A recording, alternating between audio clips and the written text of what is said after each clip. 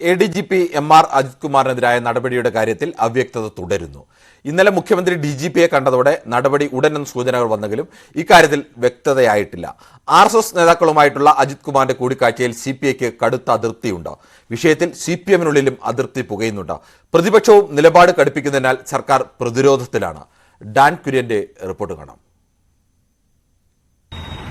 ക്രമസമാധാന ചുമതലയുള്ള ADGP MR Ajith കുമാറിനെതിരെ ഭരണപക്ഷി MLA ആയ PV അൻവർ തുടക്കമിട്ട വിവാദങ്ങളാണ് പിന്നീട് പ്രതിപക്ഷ നേതാവ് ഏറ്റുപിടിച്ചത്.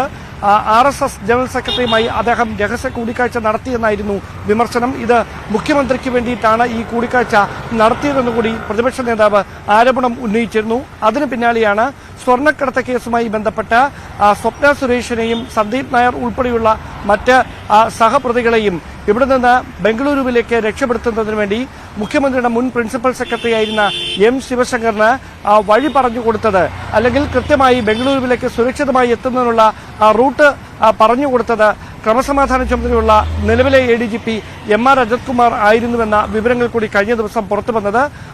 അതിനു പിന്നാലെയാണ് മുഖ്യമന്ത്രി തന്നെ സംസ്ഥാന പോലീസ് മേധാവിയുമായി നിർണായകമായ കൂടിക്കാഴ്ച കഴിഞ്ഞ ദിവസം നടത്തിയിരിക്കുന്നത്.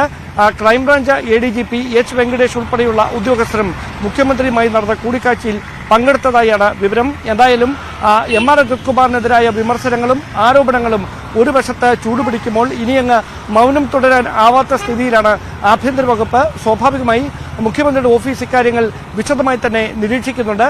നിലവിൽ ഉയർന്നിരിക്കുന്ന വിവാദങ്ങളുടെ പശ്ചാത്തലത്തിൽ MR അജിത് കുമാറിനെതിരെ തിടുക്കത്തിൽ ഒരു നടപടിയെടുക്കാൻ വൈകിയതെന്ത് എന്ന വിമർശനം മുന്നണിക്കുള്ളിൽ നിന്ന് തന്നെ വിവിധ കക്ഷികൾ ഉന്നയിച്ചു തുടങ്ങിയിട്ടുമുണ്ട്. ആ പശ്ചാത്തലത്തിലായിരുന്നു നിർണായകമായ കൂടിക്കാഴ്ച. സ്വാഭാവികമായി അതിനിടയിലാണ് 4 ദിവസം MR അജിത് കുമാർ അവധിക്ക് അപേക്ഷ നൽകിയിരിക്കുന്നത്.